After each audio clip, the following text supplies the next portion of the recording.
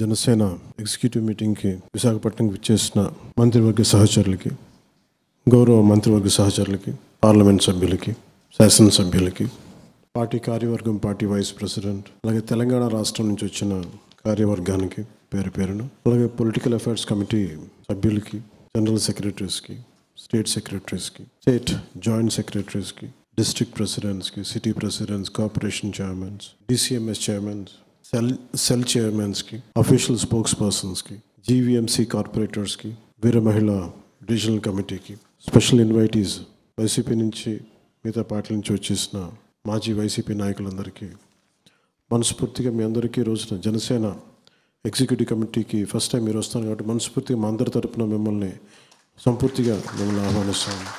ఎప్పుడు కూడా మేము ఎలా ఉంటుంది అనేది మీకు భాగస్వామ్యంలో మీరు పాలు పంచుకోవాలి. ముఖ్య ఉద్దేశం మీకు కూడా వీఆర్ ఇన్క్లూజివ్. మేము కూర్చోబెట్టి ఎవరో రాకూడదు అనేది కాకుండా మేమందరం ఇన్క్లూజివ్ విధి విధానాలు మీరు ఫస్ట్ టైం విట్నెస్ చేస్తారనేది మనస్ఫూర్తిగా మీరు అర్థం చేసుకుంటారని మిమ్మల్ని ప్రత్యేక ఆహ్వానితులుగా మిమ్మల్ని పిలవడం జరిగింది. గౌరవ శాసనసభ్యులు, పార్లమెంట్ సభ్యులు అందరితో మాట్లాడుతున్నప్పుడు వారికి నేను ప్రస్తావించింది జనసేన ఎలా ప్రారంభమైంది, ఏ విధంగా ప్రారంభమైంది అని చెప్పే క్రమంలో చాలా అనుభవాలని పంచుకున్నాను. ఒక పొలిటికల్ పార్టీ ప్రారంభించడం ఈ సమయంలో చాలా కష్టసాధ్యం. ముఖ్యంగా మీలాంటి అనుభవజ్ఞులు, గత కాలంలో గత 2-3 దశాబ్దాలకు చాలా అనుభవం ఉన్నవాళ్ళు, పార్టీలతోటి దగ్గరగా నడిపిన వాళ్ళు, చూసిన వాళ్ళు. అలాంటిది జనసేన పార్టీ ఎలా నడపగలిగాం, from no seat to 1 seat, from 1 seat to 100% strike rate, ఇది ఎలా రాగలిగాం? ఓకే, మనం ఏదో అనుకుంటాం కాదు, but it is discussed and highlighted in the parliament. Janasena విజయం భారతదేశపు రాజకీయ చరిత్రలో ఒక బలమైన పాఠం అది. పొద్దున కూడా మాట్లాడుతూ ఒక మాట అన్నాను, ఎనీ ప్రాంతీయ పార్టీ పెడితే, ఏ ప్రాంతీయ పార్టీ పెట్టినా దాని వెనక మూలాలు ఏముంటాయంటే, మా ప్రాంతానికి అన్యాయం జరుగుతోంది, లేదు అంటే కొన్ని కులాల పరంగా మేము వివక్షకు గురవుతున్నాం అని చెప్పి కులాలని కొన్ని సమీకరణలతో కొన్ని పార్టీలు పెడతారు, డిఫరెంట్ ఐడియాలజీస్ తోటి. జనసేన ఒక్కటే భారతదేశంలో రీజనల్ పార్టీగా ప్రారంభమైన దాని వెనక నేషనల్ ఒక ఐడియలిస్టిక్ ఒక ఆలోచన విధానం ఉంది, దీని వెనక ఒక ఐడియాలజీ ఉంది బలంగా. మార్నింగ్ మేము చెప్తా ఉంటే నేను ఈ 7 ప్రిన్సిపల్స్ ఇవన్నీ మాట్లాడదాం, చూసేవాళ్ళు చాలా తేలిగ్గా ఉంటుంది, ఏముంటుందని. అది కాచి వడపోసిన సారం. అది ప్రపంచ కార్మికులారా ఏకం కండి అని ఒక మాట మాట్లాడితే చూడడానికి ఒక ఏకవాక్యంగా ఉంటుంది, కానీ దాని లోపలికి వెళ్ళే కొద్ది కొన్ని వేల పేజీలు మదనం ఉంటుంది. అలాగే జనసేన పెట్టిన 7 సిద్ధాంతాలు వెనక చాలా స్పష్టంగా, చాలా క్లియర్గా మేము ఆలోచించిన విధానం ఉంది. దీనికి మూలాలు ఒకటి, నేను జనరేషన్ ఎక్స్ నేను అర్థం చేసుకునేవాడిని. నేను వాళ్ళ 80sలో పుట్టిన జనరేషన్, వాళ్ళ తాలూకు భావాలు, వాళ్ళ తాలూకు మనోభావాలు అర్థం చేసుకొని 2008లో అప్పటి రాజకీయ ప్రస్థానాన్ని ప్రారంభించినప్పుడు జెండాలు పట్టుకున్న వాళ్ళందరూ ఇక్కడే ఉన్నారు. కొంతమంది తెలంగాణ నుంచి ఉన్నారు, కొంతమంది ఆంధ్ర నుంచి ఉన్నారు. వాళ్ళ మనోభావాలకి నేను ఎలా మాట్లాడితే, వాళ్ళకి కొంత ఐడియాలజీ ఉంది, కొంత ఎదగాలి నాయకత్వంలో ఉంది, కానీ ఏం చేయాలో తెలియదు. ఆవేశం అయితే ఉంది. ఆవేశానికి నేను ఒక రూపకల్పన చేశాను. ఎందుకంటే భావాన్ని కులంతో కట్టిపడేయటం కొద్ది రోజులు కట్టిపడేయగలం, మతంతో కొద్ది రోజులు, ప్రాంతంతో కొద్ది రోజులు, కానీ ఒక బలమైన ఐడియాలజీ కనుక పట్టుకుంటే ఆ భావంతో కట్టిపడేస్తాం. డబ్బులతోటి, మనకంటే డబ్బున్న వాళ్ళు చాలామంది ఉన్నారు ఇక్కడ. 1000 కోట్లు ఉన్నవాడు రాజకీయ పార్టీని ప్రారంభించలేడు. డబ్బున్నంత మాత్రాన పార్టీని నడపలేరు, పేరున్నంత మాత్రాన పార్టీని నడపలేరు. మరి ఏది నడుపుద్ది పార్టీని అంటే, you have to have a very committed ideology. ఏదో పుస్తకాలు రాసేస్తే సరిపోదు. పుస్తకాలు రాసేస్తే సరిపోదు. కూర్చొని చాలామంది మేధావులు పుస్తకాలు రాశారు, కానీ నువ్వు రాసిన, నువ్వు ప్రతిపాదించిన సిద్ధాంతాన్ని నువ్వు బతకగలిగితే, బతకటమే కాదు దాని సత్ఫలితాలు రాజకీయంగా చూపించగలిగితే అది చాలామందికి అది ఒక ప్రేరణ అవుతుంది. మేము ప్రారంభించింది అది ఒక 15 సంవత్సరాల క్రితం మేము ప్రారంభించినప్పుడు ఒక దాంట్లో చాలామంది యూత్ వింగ్తో, అప్పుడు రాజకీయ యూత్ వింగ్తో స్టార్ట్ చేసినప్పుడు ఏవైతే భావజాలాలు ఉన్నాయో ఆ టైంలో మాట్లాడుకున్నవన్నీ దానిని ఒక ప్రాపర్ ఒక ఫ్రేమ్వర్క్లో చేసి 7 సిద్ధాంతాలు ప్రతిపాదించినప్పుడు వీడికి ఐడియాలజీ తెలియదన్నారు. నేను మాట్లాడుతున్న చాలా ఇంటిగ్రేటెడ్ ఐడియాలజీ. ఒక కంపెనీ నడపలేనప్పుడు 5-6 కంపెనీలు కలుస్తాయి, అమాల్గమేషన్. లేదంటే కార్పొరేట్స్ విలీనం అవుతాయి. అంటే సర్వైవల్ కోసం విలీనం అవుతున్నప్పుడు ఈ సమాజం కోసం ఎన్ని రకాల ఐడియాలజీని కలిపితే ఎప్పుడు మారుతూ ఉంది ఐడియాలజీ. మార్పు నిరంతరం, కానీ వచ్చే మార్పు అది మరింత ప్రగతి బాట వైపు ఉందా లేదంటే పురోగత అధోగత అని చూసుకోవాలి. సో మార్పు అనేది అనివార్యం, కానీ మార్పు ముందుకెళ్తుందా వెనక్కి వెళ్తుందా అని చూసుకుంటే నేను అనుకున్నది ఇది ఎసెన్షియల్లీ పాలిటిక్స్. కులం మీద నన్ను నడపలేం. ఉదాహరణకి తెలంగాణ రాష్ట్ర సమితి అని ప్రారంభమయ్యి కూడా ఒక స్థాయికి వచ్చే గది భారతీయ రాష్ట్ర సమితి చేయాలనుకున్నారు. ఎందుకంటే ఆ వాదానికి ఒక పరిమితి కాలం ఉంది. తర్వాత దాన్ని ఆ పార్టీ వ్యవస్థాపకులు దాన్ని భారతీయ రాష్ట్ర సమితి కింద మార్చుకున్నారు. అంటే ఇది మార్పు అనేది అనివార్యం. Maybe it is for better. దీన్ని అలా చూడాలి, అంతేగాని దాన్ని తప్పు పట్టడాలు ఇవే ఉండవు. ఒకరోజు ఇది అనుకున్నాను, ఇంకో రోజు అనుకున్నాను. నేను అట్లా అనుకోలే. ప్రారంభించినప్పుడే ఐఎమ్ వెరీ క్లియర్, ఈ 7 మాట్లాడాలి, ఈ 7 చుట్టే తిప్పుతాం.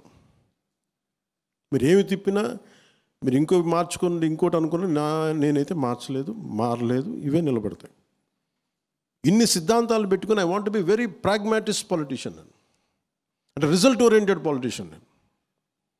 నేను కూర్చోబెట్టి చాలా ఐడియలిస్టిక్గా నేను కూర్చోబెట్టి ఖద్దరు బట్టలు వేసుకుంటాను, నేను కూర్చోబెట్టి నిరాహార దీక్షలు చేసి నిరసనలు తెలిపి అక్కడితో ఆపే. కొన్నిసార్లు పోరాటాలు చేయాల్సి వస్తాయి, కొన్నిసార్లు నిరసనలు చేయాల్సి వస్తాయి, కొన్నిసార్లు కొట్లాడాల్సి వస్తాయి, కొన్నిసార్లు అవసరమైతే చెప్పు చూపించాల్సి వస్తాయి పరిస్థితులను బట్టి.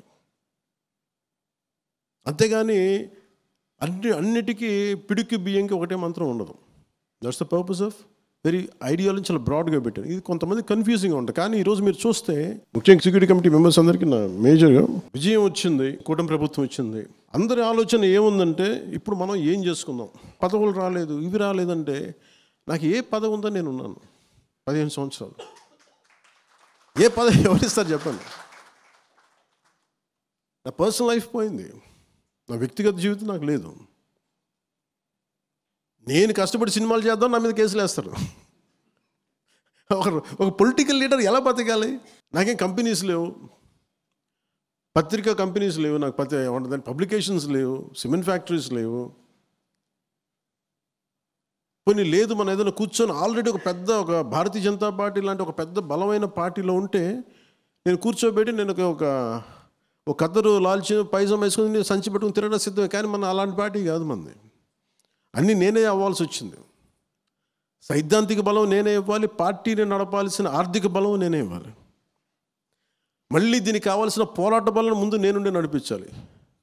అంటే 3 అంచెల పోరాటం చేస్తే కానీ పార్టీని 15 సంవత్సరాలు ముందుకు నడపలేకపోయాను. నిలబడ్డాం కాబట్టి దీనికి ప్రేరణ తీసుకొని చాలామంది వచ్చారు యువత. కొంతమంది ఆడపడుచులు వచ్చారు, యువత వచ్చారు.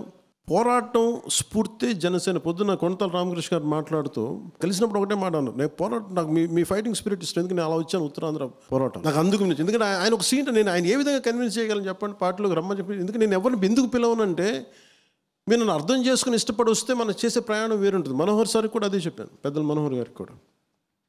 ఆయన నన్ను 2 సంవత్సరాలు పరీక్షించారు. నేను ఉట్టే రాలేదు. ఆయన ఒక ఎస్టాబ్లిష్డ్ కాంగ్రెస్ పార్టీ నుంచి వచ్చిన ఆయన ఎందుకు నమ్మాలంటాను నేను? వీడికి అమెచ్యూరిషన్ ఉంటుందేమో, కూర్చోబెట్టి ఇలా అలా అనుకుంటారు అందరు. తప్పేం కాదు అది. నేనేం చేసుకోవాలి? I said I'll prove you. I said I have proven myself, I have proven my commitment. ఆయన 4 గోడల మధ్య ఎంత కమిట్మెంట్గా చెప్పాను, అదే 4 గోడల మధ్య ఆ రోజున మనకి బోర్డర్లో ఆపేస్తే అదే కమిట్మెంట్ ఆ రోజు చూపించాను. ఆ రోజున 4 గోడల మధ్య ఆయనతో మాట్లాడా. మీకు తెలుసు, మనకి బాలినేని గారు లాంటి వాళ్ళు తెలుసు ఎంత హార్డ్ కోర్ ప్రభుత్వం అది. సొంత మనుషుల్ని వాళ్ళు ఉండేవాళ్ళు, అలాంటప్పుడు బయట వాళ్ళని ఎక్కడ ఉండేస్తారు? ఒక హార్డ్ కోర్, ఈరోజు మన ఆయన జైల్లోకి వెళ్ళిపోయిన, జైల్లో వెళ్ళి బయటకు వచ్చిన ఇంటెలిజెన్స్ ఐజీ హార్డ్ కోర్ వ్యక్తి ఆయన. పర్సనల్ నాకు ఆయన తెలుసు ఒకప్పుడు. ఈరోజు ఇదే వైజాగ్లో మమ్మల్ని ఎలా ఆపారు మీరు చూశారు, చాలామంది గుర్తుండి ఉంటుంది.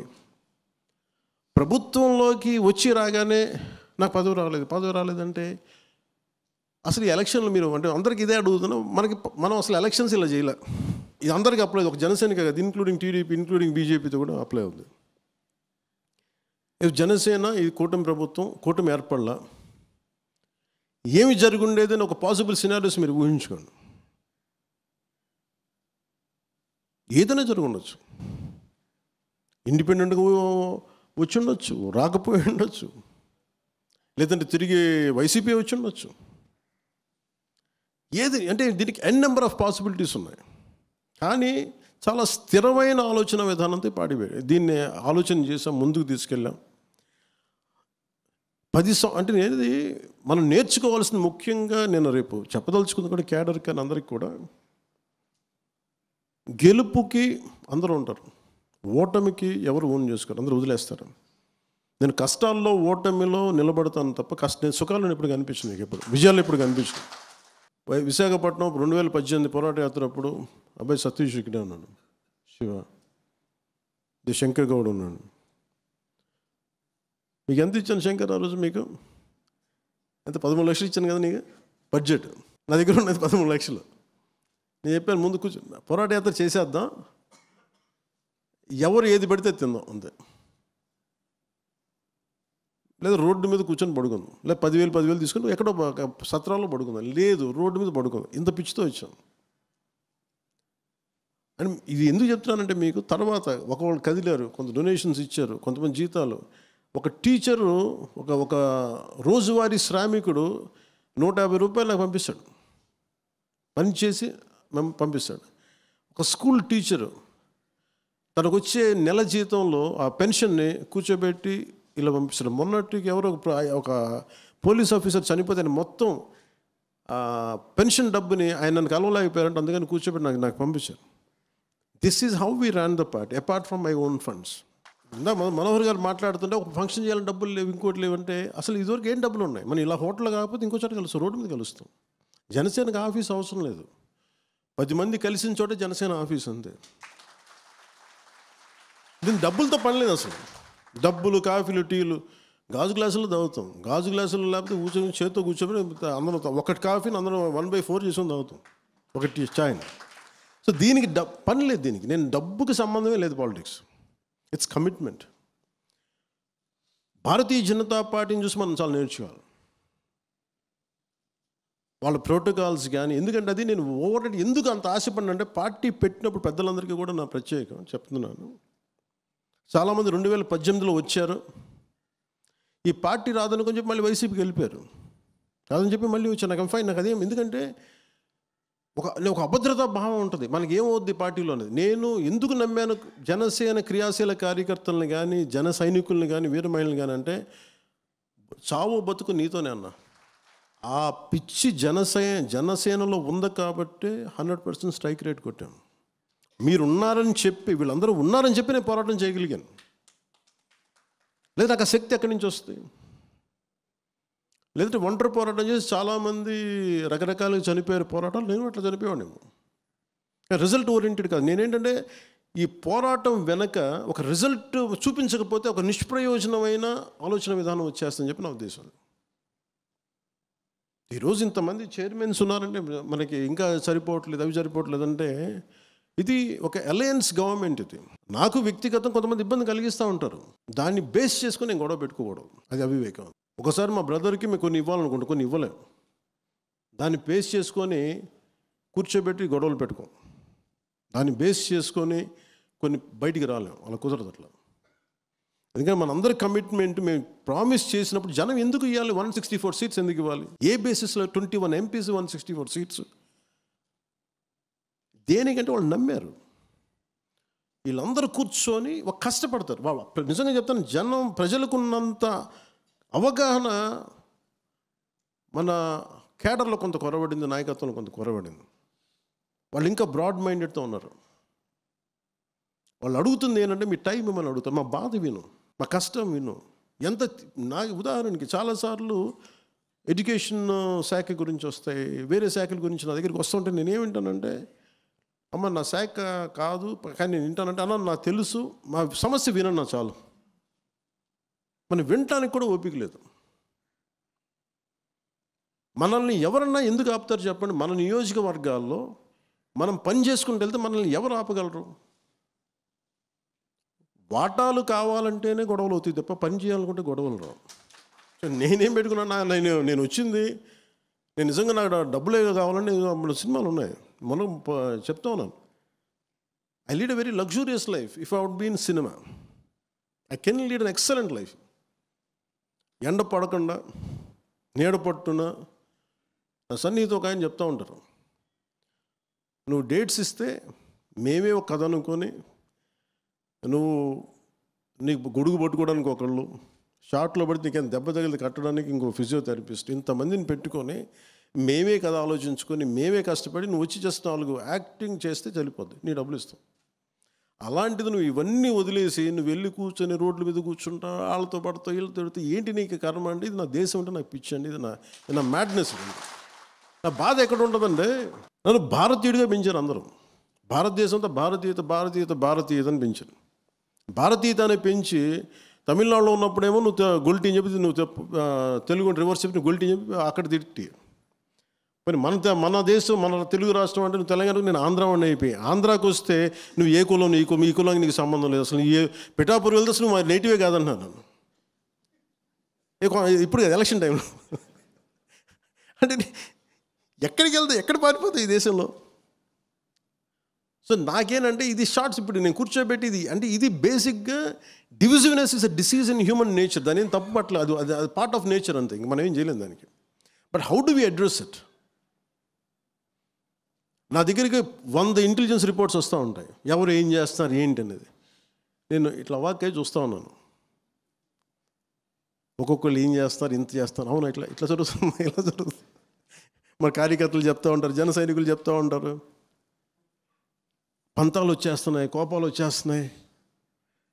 దీనికే మనం పార్టీ పెట్టింది. మీ కష్టాలు ఎప్పుడన్నా ఒకసారి చూడండి అందరూ. చాలామంది నాకు అర్థం కానీ ఏముంటాయి, నాకు కింద స్థాయి నుంచి పార్టీని నడిపిన రోజుకి కనీసం ఒక 2008 నుంచి ఇప్పుడు దాకా కొన్ని లక్షల మందిని కలిసి ఉంటారు, ఫేస్ బై 1-on-1. ఒక సీజన్లో కనీసం 10,000 మంది కలిసి మనోహర్ కానీ కూర్చొని రోడ్డు మీద. ఇప్పుడు గ్రీన్ ట్యాక్స్ వచ్చింది, గ్రీన్ ట్యాక్స్ తగ్గించాం, ఎలా వచ్చిందండి? మేము రోడ్డు మీద వెళ్తుంటే కూర్చొని బండి ఆపితే చెప్పాను మాకు ఇది సమస్య, we made it a point. అట్లా ఎన్ని సమస్యలను అలా చేసుకున్న సమస్యలు మనం హైలైట్ చేసుకోలేకపోతున్నాము. ఇవన్నీ బ్రాడ్గా డిఫైన్ చేసుకుంటూ వెళ్తున్నాం ఇవన్నీ. కానీ ఈ ప్రాసెస్లో మనందరం అధికారం రాకముందు ఉన్నంత ఐక్యత, అధికారం రాకముందునంత ఉన్నంత పోరాట పటిమ అధికారంలోకి వచ్చా కొరవడ్డాయి. అందరూ మెత్తబడిపోయారు, నేను మెత్తబడలేదు. నాకున్నది ఏంటంటే I have got big responsibility. పార్టీని ఎలా నడపాలి, పోనీ చేద్దామంటే ఇది కూర్చొని ఒక 100 మంది మేధావులు కూర్చొని కలిపిన పార్టీ కాదు. నా ఆవేదనో నా కోపమో కింద పడో మీద పడో నలిగి తర్వాత చాలామంది మనోహర్ గారు లాంటి పెద్దలు, మీలాంటి పెద్దలు అందరూ వస్తే ఇప్పుడు ఫామ్ అవుతుంది పార్టీ. ఇప్పుడు నేను ఏం కోరుకున్నాను, అధికారం రాకముందు ఉన్నంత బలం అధికారం వచ్చిన తర్వాత ఎవరి కాలం ఇట్లాగా లూజ్గా అయిపోయాం, వదులుగా ఉన్నారు అందరూ. It's a time to come back. పదవి లేకపోతే ఏమి చచ్చిపోతామంటే. నేను ఆర్ఎస్ఎస్ కార్యకర్తలను చూస్తాను, కొంతమంది బీజేపీలో వాళ్ళు ప్రధాన కార్యదర్శులుగా చేస్తుంటారు. ఒక ఖద్దరు చొక్కా, చేతికో సంచి, వాళ్ళ పని ఏంటంటే పార్టీ కోసం పనిచేయడం అంతా. వాళ్ళు దేశం కోసం పనిచేసే సంస్థ ఆర్ఎస్ఎస్ అయితే దాని wing, political wing is BJP. దానికోసం వాళ్ళ నుంచి వచ్చే ఒక వ్యవస్థ. వాళ్ళు చూస్తాం, మీరు ఎక్కడ ఉంటారని అడిగితే మేము హోటల్స్లో ఏముండండి, మాకు ఎవరేం హోటల్స్ ఏమరు, మా కార్యకర్తల ఇళ్ళలో మేము ఉంటాం. We take it forward. They're madly committed about their ideology. ఐడియాలజీతో ఎంతమంది ఏకీపించదు, దట్స్ ఎ డిఫరెంట్ స్టోరీ. కానీ మనం నేర్చుకోవాల్సింది అది. రాగానే ఎలక్షన్ టైంలో హడావుడి నాకేంటంటే I'm very clear, this party will go on, very very clear. ఎవరు ఎటు వెళ్ళినా కానీ ఈ పార్టీతో ముందుకు నాకు క్యాడర్ క్షేమం చాలా ఇంపార్టెంట్ నాకు. ఎందుకంటే జన సైనికులు వీరమహిళ లేకుండా పార్టీ లేదు. కానీ ఇది పదవులకు సంబంధం లేదు, అది నేను చెప్తాను. మనోహర్ గారికి ఏ పదవి ఉందండి అసలు? ఆయన దాన్ని తిట్లు ఇంకెవరు తినలేదు ఈ మధ్యగా మా పార్టీలు ప్రత్యేకంగా. ఏమి చేసినా అది ఆయన పాపాలు పైరులాగే. ఇప్పుడు ఇంకొంతమంది భరిస్తున్నారు. ఇప్పుడు విశాఖ ఉక్కు ఆంధ్రుల హక్కు. ఏ ఆంధ్రుల హక్కు అంటే ఉమ్మడి ఆంధ్రప్రదేశ్ హక్కు ఇది. అంటే ఎందుకు చెప్తున్నానంటే, ఈ పోలీస్ కాల్పులు చనిపోయిన వాళ్ళలో తెలంగాణ జగిత్యాలకు చెందిన సాయిరాం ఏదో ఉందండి, జగిత్యాల అయింది. అంటే ఇది విశాఖ ఉక్కు ఆంధ్రుల హక్కు. It's not just about Andhra, ఇది ఎంటైర్ తెలుగు ప్రైడ్, ఒక ఉమ్మడి ఆంధ్రుల హక్కు ఇది. అలాంటిది ప్రైవేటైజేషన్ జరుగుతున్నప్పుడు ఇది నేను 2 సందర్భాలు, మన కోన తాతారావు గారు ఎక్కడున్నారు, కోన తాతారావు గారు ఉన్నారు, మీటింగ్ పెట్టాం.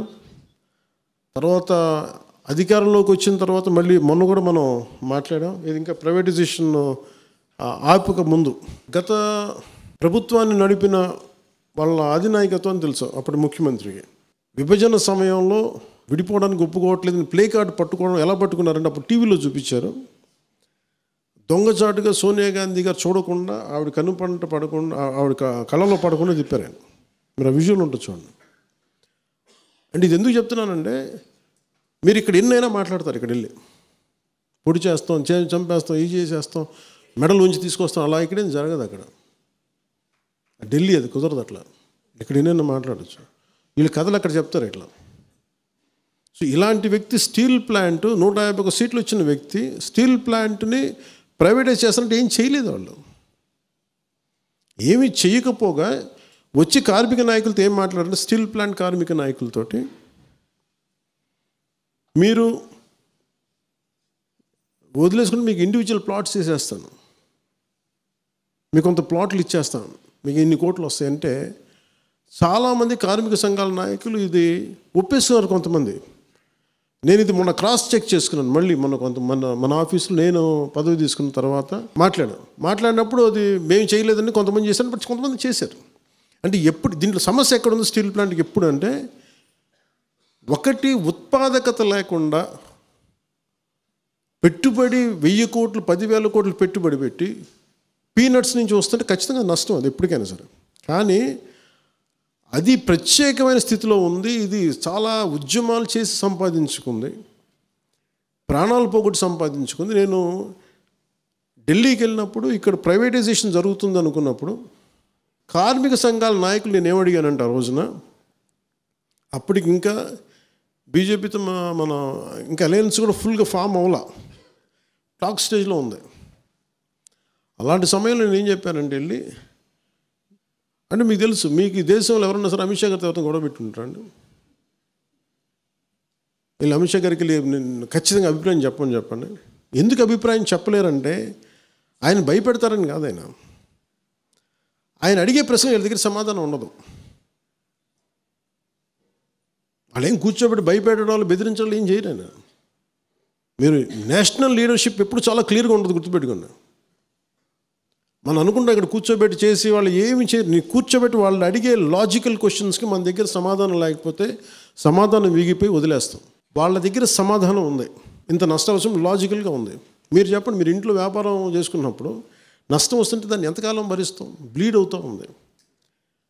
మేము వెళ్ళి ఏం చెప్పామంటే, నేను మనోహర్ గారు వెళ్ళి ఢిల్లీ మన సౌత్ బ్లాక్కి వెళ్ళాం, పార్లమెంట్లోకి వెళ్ళాం. చాలా బిజీ షెడ్యూల్ టైం ఇచ్చారు.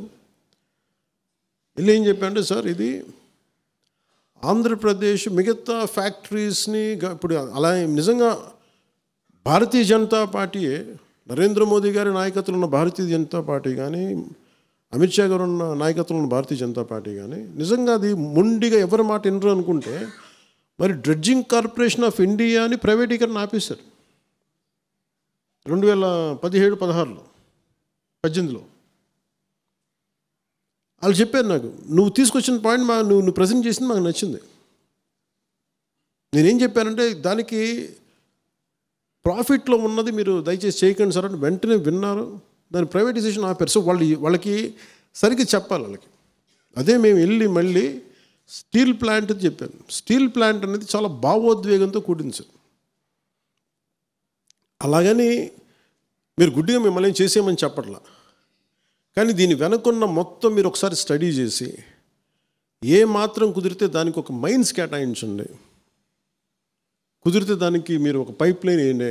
ఎక్కడైతే మైనింగ్ సోర్స్ ఎక్కడ ఉందో మన ఒరిస్సా నుంచి ఇక్కడి నుంచి ఒక పాసిబుల్ ఒక మైనింగ్ పైప్ వేయండి, ఐరన్ ఓర్ పైప్ వేయండి. ఒక సొంత గనులు లేవు, క్యాప్టివ్ మైన్స్ కనుక మీరు ఇవ్వగలిగితే ఇలా ఉంటుందని చెప్పి మొత్తం ప్రజెంట్ చేసి పట్టుకొచ్చాం. ఆయన విన్నారు, చాలా కీన్గా విన్నారు. ఎస్ చెప్పలేదు, నో చెప్పలేదు. కానీ మేము దీన్ని, ఆయన చెప్పింది ఏంటంటే we look in to it అంతే. ఆ స్థాయి వ్యక్తులు కూర్చోబెట్టి ఏముంటుందని గంటలు మాట్లాడరు, పేజీలు ఏముండదు. We look in to it అంటే చాలా భావగర్భితమైన వాక్యం అది. దాన్ని తగ్గట్టుగా చేశారు. మీరు చూస్తే అప్పుడే మీకు ప్రైవేటీకరణ అయిపోయింది. అప్పుడు చూడండి, ముందుకు వెళ్ళా. అది అయిపోయిన తర్వాత మళ్ళీ ప్రైవేటీకరణ జరుగుద్ది అనుకుంటే నేను మళ్ళీ అందరిని కూర్చోబెట్టి మన కొన్నతాతర గారి ఆధ్వర్యంలో అందరూ వస్తే ఇదే చెప్పాను, నేను కేసు ప్రజెంట్ చేస్తాను. మేము మళ్ళీ ప్రజెంట్ చేస్తే దానికి 10,000 crores ఎంతో ఇప్పుడు పంపించారు, 14,000 crores. అది స్వయంగా మోడీ గారు వచ్చి ఇక్కడ చెప్పెళ్ళారు. ఇది వెనక్కి వెళ్ళడం అంటే ఏం లేదు. కాకపోతే ఏంటంటే మీరు కార్మిక సంఘాల్లో కూడా ఎంత త్రికరణ శుద్ధిగా ఉన్నారు, మీరు ఎంత చిత్తశుద్ధిగా ఉన్నారు. ఈరోజు మాట్లాడే వాళ్ళు ఎంతమంది మాట్లాడుతున్నారు ఇంకా విజువల్ చూడలేదు, కానీ అసలు గత ప్రభుత్వం చేసిన వాళ్ళు మీరు గొంతు తెరవలేదు ఆ రోజున. ఆ రోజు సోనియా గాంధీ గారికి మీ రాష్ట్ర విభజన జరుగుతుంటే మీరు ప్లే కార్డు చూపించడానికి భయపడ్డ వాళ్ళకి మీకు ఢిల్లీలో మీకు ఏం ధైర్యం ఉంది? ఇన్ని కేసులు పెట్టుకొని మీరు ఎక్కడ ధైర్యంగా మాట్లాడగలరు? మీరు కేసులను ఎక్కడ ప్రజెంట్ చేయగలరు? మీరు నాకు ఆ భయాలు లేవు. నాకు ఉంటే పదవి ఉంటే పోద్ది, లేదంటే వదిలేస్తాను. నాకు లీజ్ బాగుంది. నాకు కాదు, నా బాధ్యత, నాకు పదవిని బాగా చేస్తాను అంతే. అంతేగాని పదవి పట్టుకొని వేలాడను నేను. పదవి లేకపోతే నాకేమి ఏదైనా కూర్చోబెట్టి నాకేమైనా కేసులో ఇంకోటో నన్ను ఆమ్ ట్విస్ట్ చేయడం నా దగ్గర ఏం లేవు, పెట్టుకొని అలాంటివి నేను బేసిక్గా. అందుకే నేను చాలా ధైర్యంగా మాట్లాడుతూ చాలా కరెక్ట్ సరిగ్గా చెప్తాను విషయాన్ని. దానికి తగ్గట్టుగా వాళ్ళు చూశారు, 14,000 కోట్లు రిలీజ్ చేశారు. కొంతమంది కార్మికులు వాళ్ళు ఇష్టం లేక వాళ్ళు వెళ్ళిపోతున్నారు. దానికి మనం ఏం చేస్తాం? ఇప్పుడు ఎవరో ఒకరు వాలంటరీ రిటైర్మెంట్ తీసుకుంటారు, నేను ఏది ఆపుద్ది? గన్ పాయింట్లో పెడతాం ఎవరన్నా? చాలామంది వాలంటరీ రిటైర్మెంట్ తీసుకొని చాలామంది ఉద్యోగాలు వదిలేస్తారు. సో దీన్ని వీళ్ళు గొడవ చేస్తున్నారనే దాన్ని మీరు 100% ఒకటి బయటికి చాలా బలంగా చెప్పండి. ఇంక్లూడింగ్ మన సభ్యులందరూ, మన ఎమ్మెల్యేలు కానీ, ఎమ్మెల్సీలు కానీ, ఎంపీలు కానీ మీరు చాలా బలంగా మాట్లాడాలి. మీరు మాట్లాడకపోతే ఏమవుతుంది, ఒకసారి కొన్ని విషయాలు మీరు కొన్ని పెద్ద విషయాలు అందరూ కలిసి మాట్లాడాలి. It will come from the party directive. మీరు అందరూ కలిసి ఏ స్థాయిలో ఇది మాట్లాడటం అలవాటు చేసుకోండి. అందరూ 1 year నుంచి సైలెంట్గా ఉన్నాం. మీరు సైలెంట్గా ఉండండి. ఎందుకంటే మీరు యువర్ ఎలక్టెడ్ రిప్రజెంటేటివ్. చాలామందికి లేని మీకు ఒక పొజిషన్ మీకు ఇచ్చారు, and you have to represent their aspirations. మీరు గొంతు మాట్లాడాలి. అందుకే మీకు ప్రాపర్ డైరెక్టివ్ ఉంటుంది. మనకి political affairs committee under the leadership of Manohar garu ఇది వస్తుంది. మీరు బలంగా మాట్లాడండి. It will come from the entire executive committee from PSC. నేను సార్తో చెప్తాను, ఖచ్చితంగా మీకు వస్తే ఏ విషయాల మీద మాట్లాడు.